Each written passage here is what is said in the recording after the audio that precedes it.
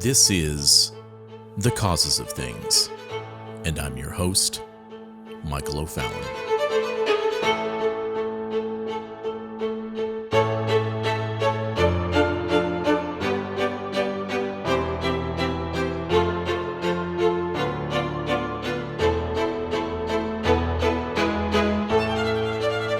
It is July 7th, 2020.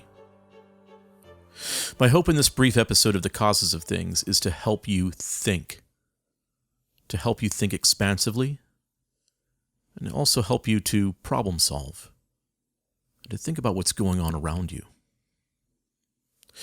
Hopefully it'll help you to think in such a way that will help you understand what's happening to you, to our nation, and to the entire world. And before we dive into the center of today's topic, I want you to remember what I have said in past episodes over the last 4 months. Firstly, there has been an operational preparation of the environment of our civilization over the past 12 years, integrating concepts such as postmodernism, critical theory, deconstruction, and introducing cynical concepts of anti-nationalism and hatred of our civilization from our educational institutions, our arts and media, our national pastimes, our corporations, our politicians, and sadly, our churches. Nearly all of our major denominations, our churches, politicians, national sports, musicians, entertainers, educators, and nearly every major corporation has piggybacked cynical theories, destructive ideologies onto these legitimate areas of our culture to convince you to hate those that have less melanin in their skin, to hate the founding of our nation, to hate the systems that we have fought so hard to make equal, that give opportunity to every man, woman, and child to succeed. All while the United States is sending trillions of dollars around the world to help the rest of those nations not blessed with America's systems to succeed. These malicious and poisonous ideologies have come through some of our most trusted institutions, such as through education, and again, as we said before, our churches. That is why we have referred to this entire issue as a Trojan horse. It came into the gates of our city with our permission, and then unleashed these horrifying, divisive, racist ideas into our own families, into our nation, into our communities. They were attempting to wipe out our nation's past, our civilization's past, destroy our heritage. Every memory of the past must be destroyed. Even Abraham Lincoln, even Frederick Douglass. It all has to be destroyed. It all has to be wiped out. Every memory of it. We're also told to hate our systems, that all of our systems are filled with sin and with hatred and with oppression. Of course, they're also saying that everything is filled with systemic racism, with unequal systemic corruption. And now those that are supplying the monetary push behind this criticism, and the revolution also behind it, are now offering their long-planned, well-thought-out solution: a great reset. They're saying that we need a great reset to replace our operating systems in our civilization across the globe. They are insisting that we need a year zero to complete this historical reset, just like Pol Pot insisted in Cambodia, just like Robespierre insisted upon in the French Revolution. They are saying that our systems have been damaged, and we need a new system. A great reset. Our new self-appointed masters that many of you have never even heard of before want to transition our entire system from analog to digital. So how do we get here? Well, It all started with a virus. So I want to turn our attention to help you think about a virus, and specifically what a virus actually does. Well, the virus I'm referring to is probably not the same virus you are thinking about right now as I am speaking. But in many ways, what is in your mind and what I will be examining have effectually been quite similar and quite damaging in exactly the same way. A computer virus is a form of malicious software that piggybacks onto legitimate application code in order to spread and reproduce itself.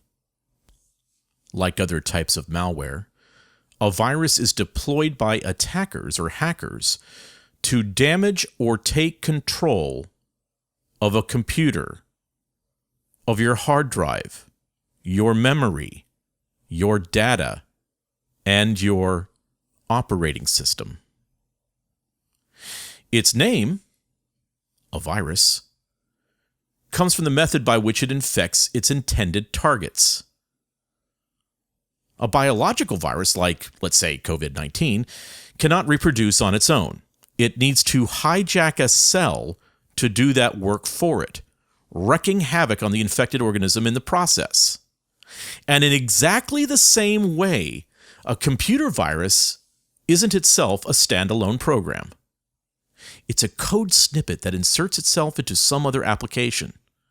When that application runs, it executes the virus code, with results that range from the disastrous to the absolutely catastrophic. One type of a virus is a Trojan virus, which masquerades as harmless applications to trick users into executing them. The distinguishing feature of a virus is that it needs to infect other programs in order to operate. So what do computer viruses actually do? Well, just imagine an application on your computer has been infected by a virus. Well, how does the virus do its dirty work? The general course goes something like this. The infected application executes, usually at the request of the user, but not always. And the virus code is loaded into the CPU memory before any of the legitimate code executes. At this point, the virus propagates itself by infecting other applications on the host computer. It inserts malicious code wherever it can. A resident virus does this to programs as they open, whereas a non-resident virus can infect executable files even if they aren't running. Boot sector viruses use a particular pernicious technique at this stage. They place their code in the boot sector of the computer system disk, ensuring that it will be executed even before the operating system fully loads, making it impossible to run the computer in a clean way. Once the virus has its hooks into your computer, it can start executing its payload, which is the term for the part of the virus code that does the dirty work its creators built it for. You could say this is very similar to those that have somehow found their way into Congress through the Justice Democrats that now are passing legislation that is deliberately against the foundation of this nation, against the actual glue that holds America together. Well, back on track now. Once the virus has its hooks into your computer, it can start executing its payload, which is the term for the part of the virus code that does the dirty work its creators built it for. These can include all sorts of nasty things. Viruses can scan your computer hard drive for banking credentials, log your keystrokes to steal passwords, turn your computer into a zombie that launches a DDoS attack against the hacker's enemies, or even encrypt your data and demand a Bitcoin ransom to restore access. Other types of malware can have similar payloads, of course, and DDoS Trojans are some of those. Today, viruses, just like bad ideas, spread via the internet. In most cases, applications that have been infected by virus code are transferred from one computer to another computer just like any other application. Because many viruses include a logic bomb, code that ensures that the virus payload only executes at a specific time or under certain conditions, users or admins may be unaware that their applications are infected and will transfer or install them with impunity. One thing to keep in mind about viruses is that they generally exploit vulnerabilities in your operating system in order to infect your systems and operate freely within your system. If there are no holes to exploit, you can avoid infection, even if you execute virus code. To that end, you'll want to keep all your systems patched and updated, keeping an inventory of hardware so you know what you need to protect, and performing continuous vulnerability assessments on your infrastructure. And if you aren't vigilant about performing these kinds of assessments on your infrastructure, a virus can enter and destroy nearly everything on your computer, wiping everything out, eliminating your memory, freezing your ability to do anything on your computer. It's what a virus does. You'll want to make sure that you back up your computer, your important files, your memories, your pictures and movies, because a virus will wipe out those memories, those fondly cherished moments, those important memories, those memorials that were so important to you, that gave you and your family purpose and conviction. Gone. So you had better back up your memories, your documents, kind of like how it's important to educate our young on what is real and what is important. Because if they are educated to hate, if they are educated to despise all the wonder and promise that is America, it will all be erased.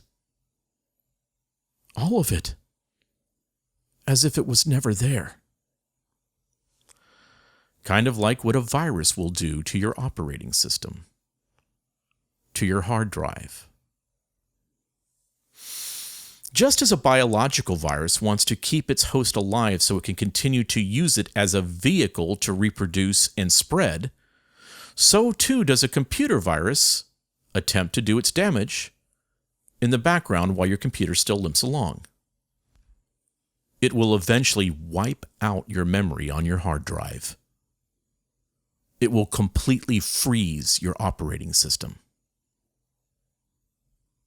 Or else, you may need an entirely new hard drive. You may need to update your operating system that will prevent this sort of virus from destroying your computer again. You know, like a vaccination against the current virus. You may need a new hard drive as well. A great reset. And now you know what is going on. You are being manipulated. And make no mistake, the virus is real. But the virus has a purpose. And what is also real is this grand reflexive manipulation. It is here to destroy our operating system, to wipe out our memories. And the replacement is ready. A brand new operating system. A great reset. I'm Michael O'Fallon, and this has been The Causes of Things.